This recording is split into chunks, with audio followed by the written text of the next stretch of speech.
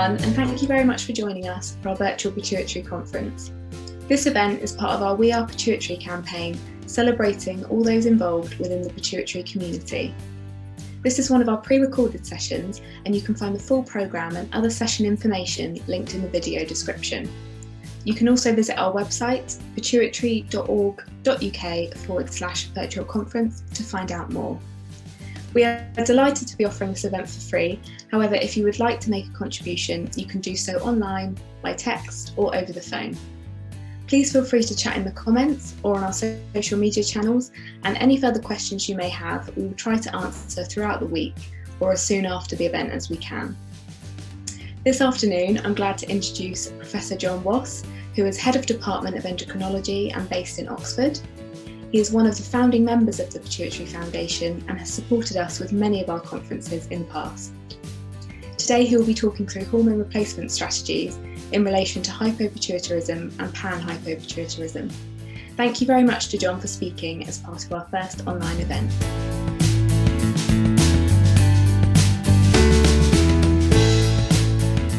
Good morning, everybody. It's really nice to be here and to talk to the Pituitary Foundation meeting.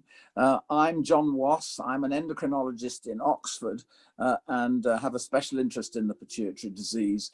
And it's now 25 years since we started up the Pituitary Foundation. So I think it's a time or even 26 years actually. So it's really nice to be talking to everybody today.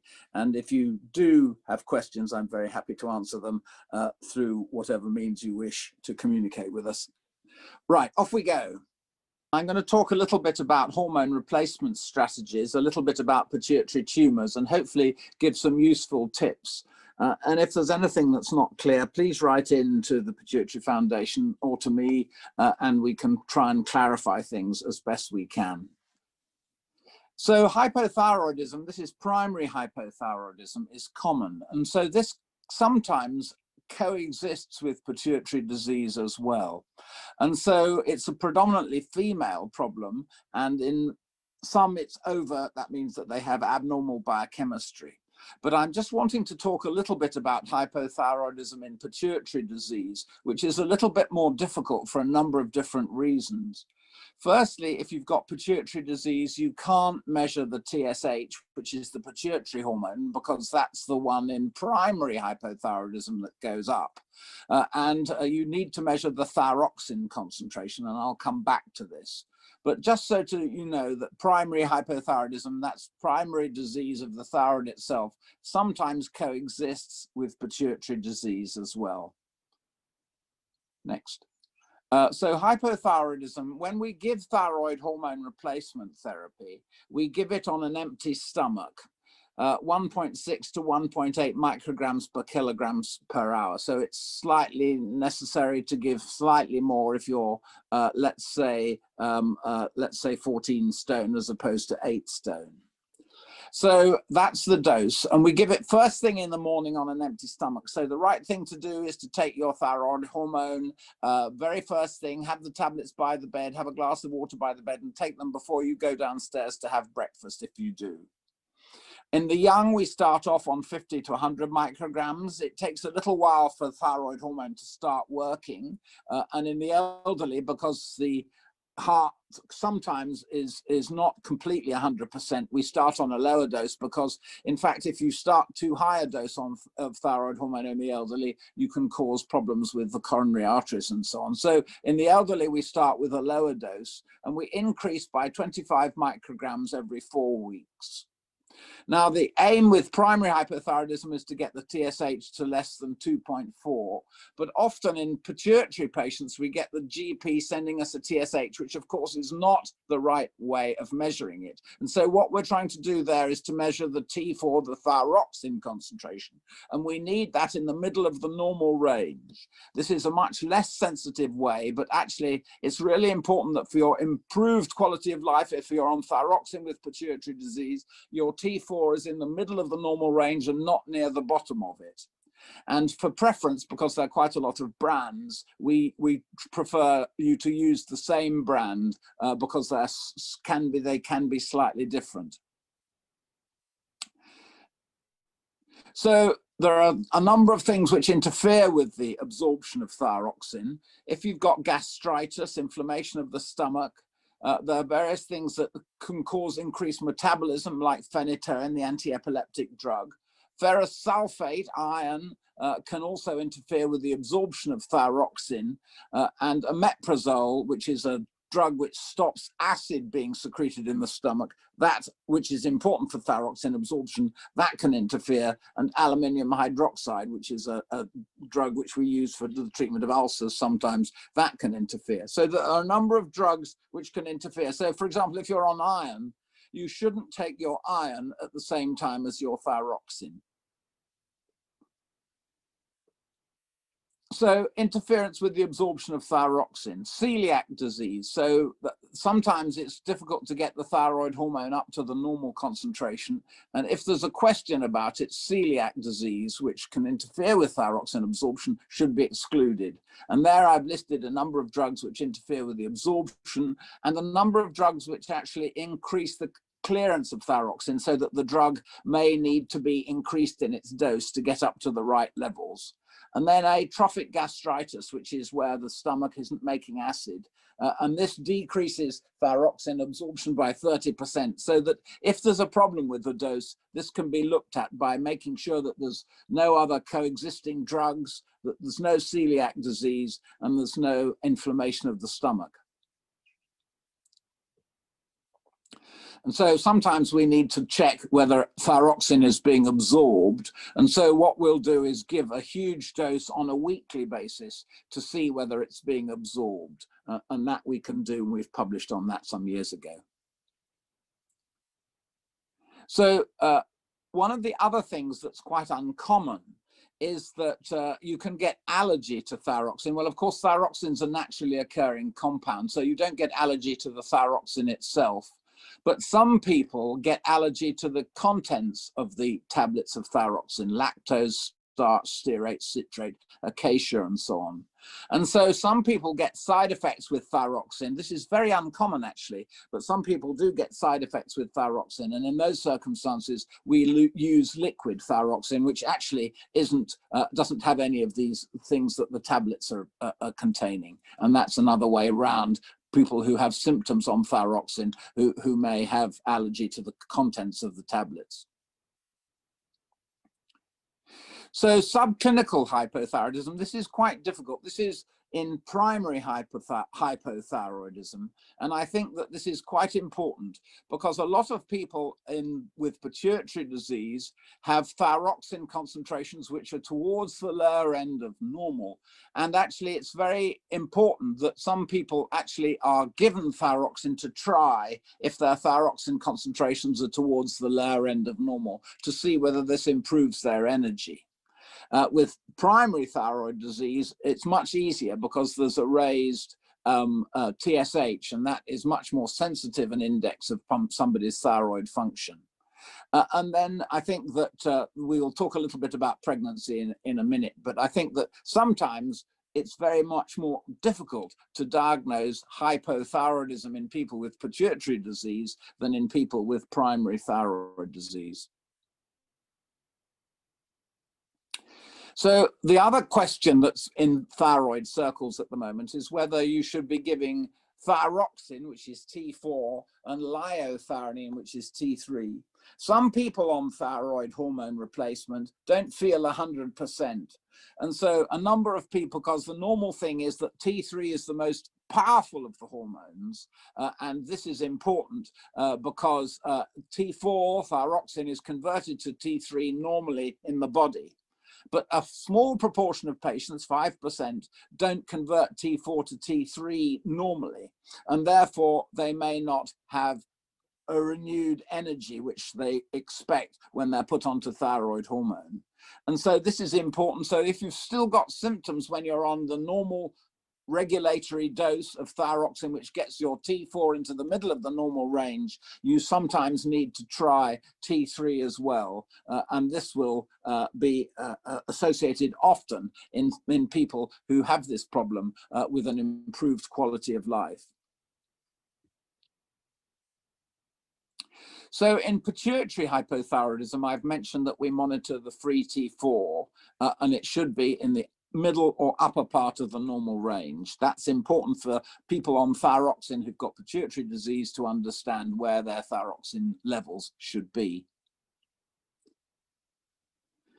The next thing is if you're pregnant and on thyroxine. This is important, and this is important because the baby doesn't make thyroid hormone for the first 3 months of its life because it hasn't formed the thyroid. And so people who are pregnant on thyroxine, they'll need to increase their amount of thyroid hormone by 25 micrograms to make sure that they have enough in their own blood circulating in the baby's blood to make sure that brain development is optimal and things. And so it's really important that when you have somebody who's pregnant and on thyroxine, at the beginning of pregnancy, their thyroid hormone levels are increased and that they're very carefully monitored. And it's important to measure the T4 every month in the first 3 months of somebody who's pregnant on thyroid hormone who also has pituitary disease. So if you got a pregnant patient, start them on 100 micrograms and measure T4. If they're on T4, you increase by 25 to 50 micrograms and optimize, in this circumstance, the T4. And I think it's really important that this is known about because a lot of GPs actually don't know about this. And it's really important that patients on thyroxine who want to get pregnant do know about it. And as I said just now, don't take iron with the thyroxine because it interferes with the absorption. So in pituitary disease, there is a very clear progression of deficiencies. And so the pituitary, as you know, makes growth hormone. Then it makes gonadotrophins, which stimulate the ovaries or the testes. And then it makes thyroid stimulating hormone for the thyroid and ACTH for the adrenal. And there's a very clear and reproducible way in which these hormones become deficient. And so growth hormone goes first, and that can, if you give it, we'll discuss it in a minute. If that goes first, and those patients have a decreased quality of life, decreased energy, increased abdominal fat distribution and things, and we'll talk about that in a minute. And then the next thing is gonadotrophins, so the ovarian or testicular function goes.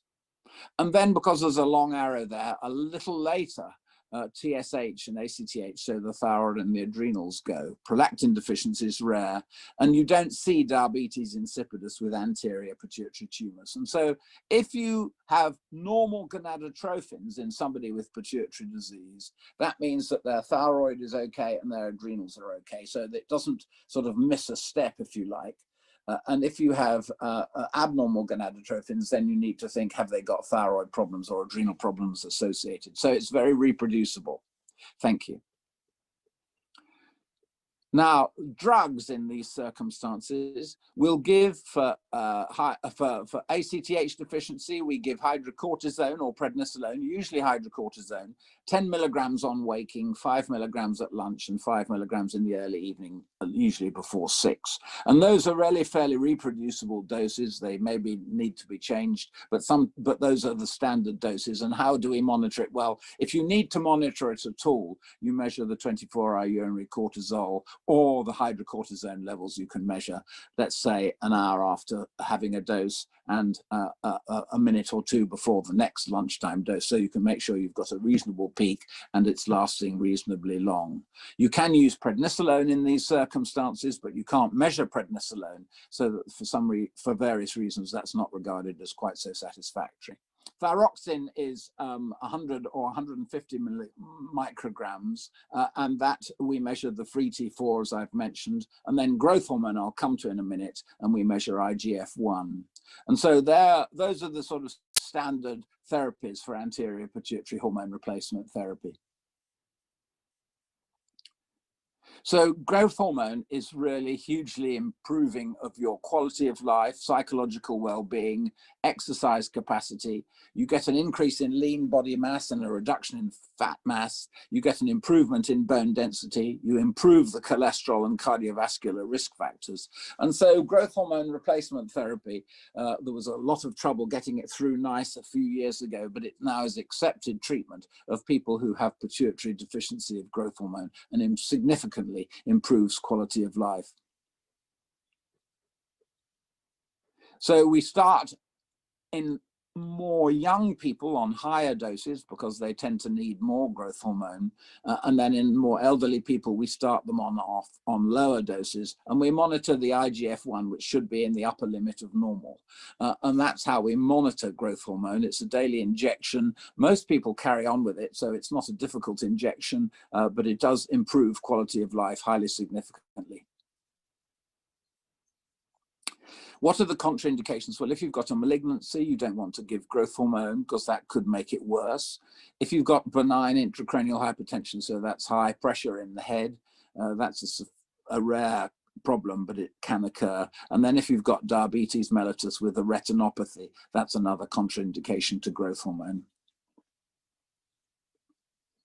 The adverse effects of growth hormone are a sodium and water retention. So you can get weight gain, you can get carpal tunnel syndrome. That's usually associated with a slightly excessive dose of growth hormone. You can get hyperinsulinemia. You can get arthralgia, which is pain in the joints. You can get myalgia, which is pain in the muscles. And these are associated with slightly excessive replacement of growth hormone, and they go away when you slightly reduce the dose. There's no risk of tumor development. And so I think that that is something which we don't need to worry about in terms of patients on long-term growth hormone therapy. Now a little bit, because there's a lot of talk at the moment on diabetes insipidus, and this is something which is really important. There is, just so you know, a big suggestion, and we're working with others in the world, in Europe and in America, to change the name of diabetes insipidus, and I think many of you will have been surveyed. The question is what name we're going to call it. But diabetes insipidus often gets confused with diabetes mellitus, and people have got into significant trouble because they've gone into hospital, and people who aren't specialists in our specialty of hormone medicine endocrinology don't understand diabetes insipidus and get confused with diabetes mellitus. And so the question is whether we change the name, and I think we should, and a lot of us in the UK think we should. John Neil Price does, and various other people. And I think that we're working with the Europeans and the Americans to change this. And the name that we're thinking of calling it is arginine vasopressin insufficiency, or AVP, because that's the pituitary hormone that's deficient. So that's going through. It'll take a little while, I think, but that's just so you know, the name is possibly going to be changed so that we don't get into trouble, because some people have gone into hospital and got into serious problems with DDAVP not being given, getting hyponatremic or having too much DDAVP, and so that even serious consequences have arisen. So desmopressin, vasopressin analog, or arginine vasopressin, it acts in the kidney, and you get oral doses, intranasal doses, or subcutaneous doses, and you probably know all this, and there's a wide variety of dose, but you can use a mixture of oral and intranasal. Mostly if you're unwell, you use subcutaneous, but otherwise we don't use subcutaneous in patients who are up and about. There's a variation in dose, and what we measure is the sodium and the osmolality. And sometimes if you overdose on your DDAVP, your sodium level will go down. So what we know, and this is some work we've done, is to show that actually if you replace the steroids properly, replace the thyroid hormone, replace the arginine vasopressin, the DDAVP, you have a normal quality of life. And I think that that's quite important, that you should actually, when you're having your replacement therapy, you should feel, you know, let's say 80 to 100% well. And that's something which is very significantly important for people, so that we know where we're heading, if you like, in terms of your quality of life. Now, the features of adrenal insufficiency. Now, this is Addison's disease, but of course, with adrenal insufficiency from the pituitary, you still get the same thing. So let's have the next slide, please. The steroid equivalent doses are important. And so hydrocortisone is the normal replacement therapy. And that is in 10 milligrams, and we normally give 10/5/5. Prednisolone is normally given in doses of 3 and 2 because it has a longer duration of action. And dexamethasone is also sometimes given, but that's not so often now. So normally, patients on steroids have either hydrocortisone or prednisolone, and those are the equivalent doses. Now, there are some drugs which interfere with steroids, and there are various drugs which can interfere with cortisol synthesis in the adrenal. And there are some drugs which increase cortisol metabolism. And in these circumstances, we need to make sure that the doses are properly adjusted to make sure that the levels in the blood are satisfactory. So how do we look into patients who have adrenal insufficiency? Well, the major thing in pituitary disease is, do they have a normal synacthin test? You can see low sodium and high potassium. You can see various other aspects, so they may become anemic, they may have a mildly high calcium. But the most important test in somebody with pituitary disease is to do a synacthin. And generally speaking, after a synacthin test, the cortisol should go above 500. And if it does, then the adrenals are working well and you don't need any extra steroids for any reason. The next thing is, if you've got adrenal insufficiency because of pituitary disease, then you need to know all about the important aspects of emergency treatment and going into A&E and getting injections. And a lot of effort has gone into trying to make sure that everybody with adrenal disease due to their pituitary has an emergency injection containing an ampoule of hydrocortisone, a syringe, and a needle. And this should be prescribed usually by the nurses who look after the patient with their pituitary disease, probably not by the GP who'll just give an ampoule, but not the rest of the kit, if you like. And then the other thing is to make sure that somebody, you or somebody, and if you're unwell, somebody in the family or a close relative or friend can actually give an injection urgently. And I've done quite a lot of work getting all the ambulances in the country to be able to give emergency injections. If there's a paramedic on board, emergency injections can be given. And you should know that if you register with your local ambulance authority, you can register as somebody who's got adrenal insufficiency, and that they will then either send an ambulance with a paramedic or be able to give you hydrocortisone in an emergency in the ambulance. And this is important because in A&E departments, there is sometimes delays. And we're just trying with Helen Simpson, who's done a huge amount of work, who's the endocrinologist in UCL in London, who's done a hell of a lot of work getting a new steroid card to come in, and also to make sure that casualty A&E departments have a proper protocol for giving steroids urgently, because we've often found that people are lying in casualty with adrenal failure who aren't given any urgency of an injection, and this is really important. And so we urge you to take this reference in. If you go into casualty and find that they're delaying you, to take this reference in to show how important it is to have it. You should have a steroid card, and there are new steroid cards coming out now.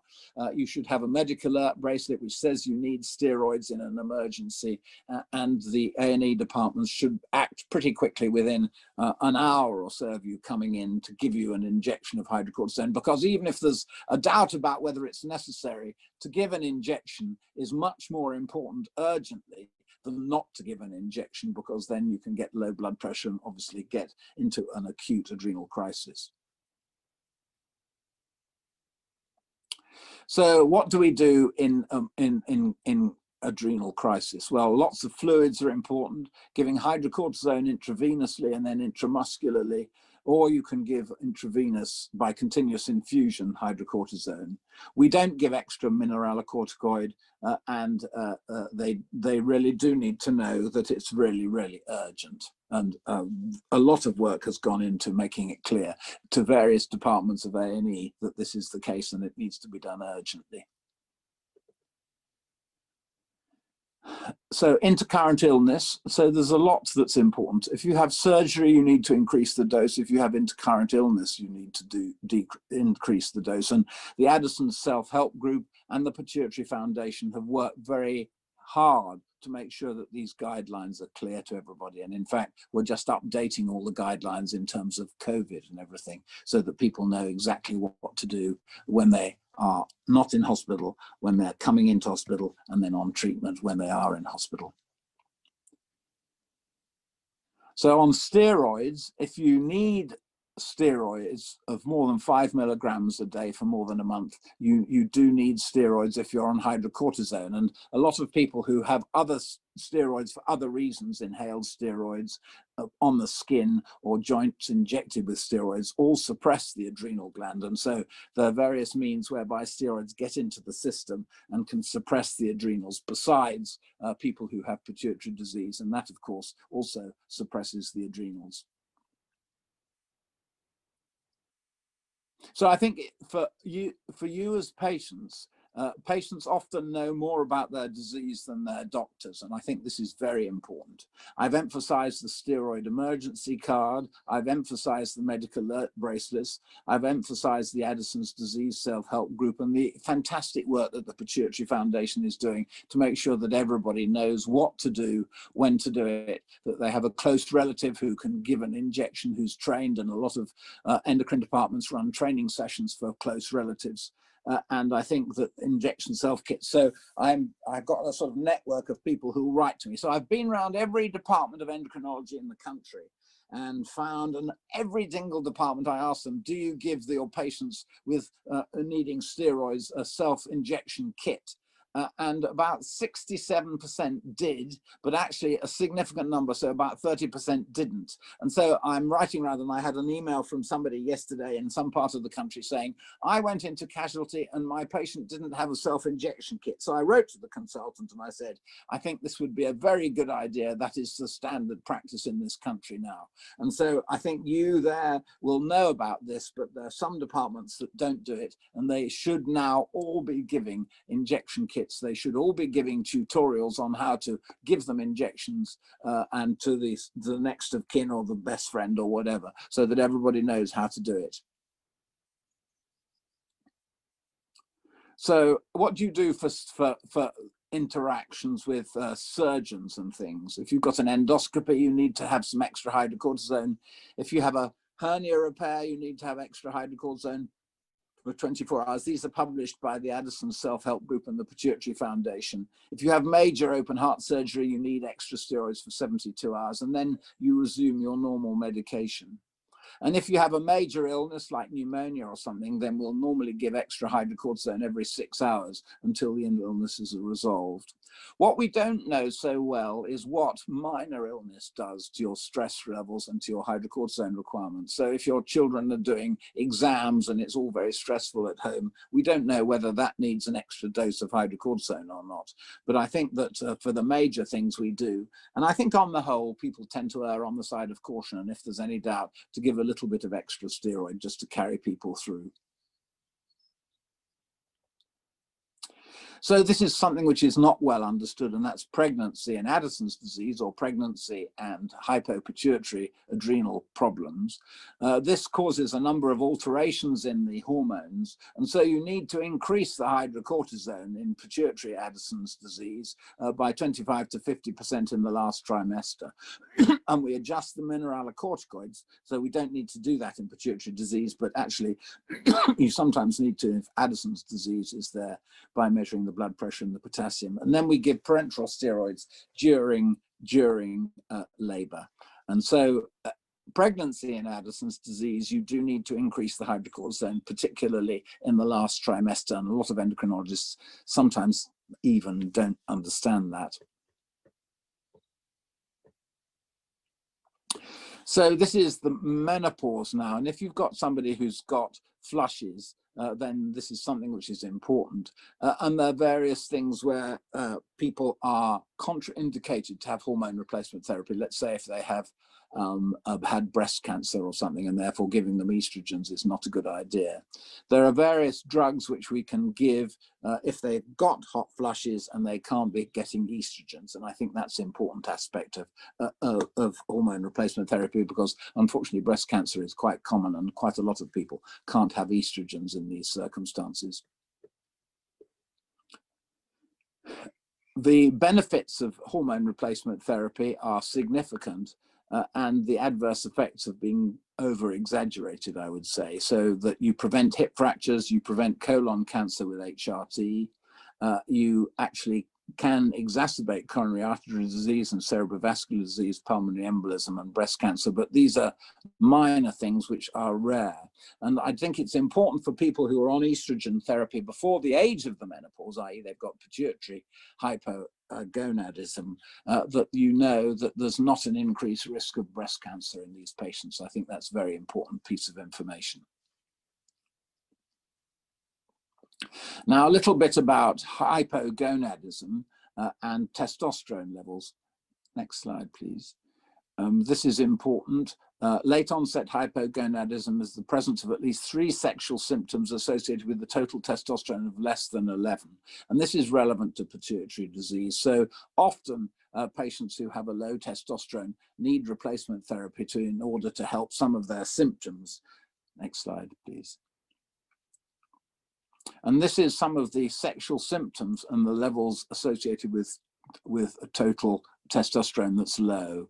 And sometimes you get a decrease in frequency of morning erections, erectile dysfunction, and decreased frequency of sexual thoughts. And so if the testosterone is much less than 11 in most assays, then we should be thinking about giving replacement therapy with testosterone. And what do we do? These patients are importantly monitored. You need to evaluate their symptoms, their libido, their sexual function, evaluate their testosterone at 9 o'clock in the morning. Sometimes we do a rectal examination, it's less common now. And then I will also always measure the PSA, that's the prostate, to make sure that the testosterone, which can increase prostate size, the PSA hasn't gone above normal. Sometimes in people, particularly who are overweight, the hemoglobin can become quite high on testosterone, and we keep an eye on the lipids. So if you're on testosterone, then you need to have those monitored at 3 months and then at least yearly thereafter to just make sure that, for example, the PSA remains in the normal range. Thank you. There are various testosterone preparations. One is Nebido, which is given every 3 months after loading. It's much more convenient. It's quite a big injection actually, but it certainly works very well. You can give jelly, testosterone jelly every day, and this is much more convenient in some ways, but may also cause skin reactions. Less commonly used are all testosterone, buccal testosterone, and testosterone implants nowadays. So Nebido, I usually start a patient off on the transdermal gel and then give Nebido. So hormone replacement therapy is really important. Patients with pituitary disease, it's really advanced in the last 5 years. We can get very fine tuning of people's different hormone levels, and that is associated with a normal quality of life in most patients. It's really important that it's monitored, and that should be done. You should be seeing your pituitary specialist every 6 months or every 12 months to make sure that things remain okay. And if there's a pituitary tumor, to have that monitored as well. And so it really is an important aspect of our care. It's something which endocrinologists are very good at, I would say. And I think importantly, in somebody who is going to departments where there's a lot of experience, this is important too. And I know the Pituitary Foundation has done a huge amount of work in this area to make sure that patients have access to endocrinologists who basically know what they're talking about and have experience of hormone replacement therapy. So if you've got any questions, please find some way of getting them through, and I'll be happy to answer them. And thank you very much for attending today and for your attention now. Thank you.